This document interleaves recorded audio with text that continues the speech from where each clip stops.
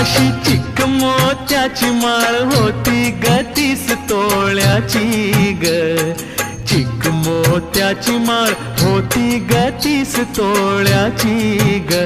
जसा गणपतीचा गोंडा चौरंगी लाल बावटा ग. गणपतीचा गोंडा चौरंगी लाल बावटा ग.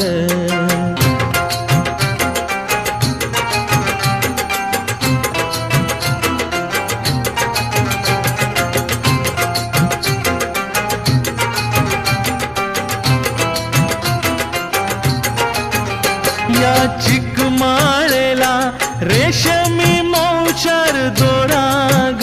या चिक माळेला रेशमी मौचार दोराग. मऊ रेशमाच्या दोऱ्यात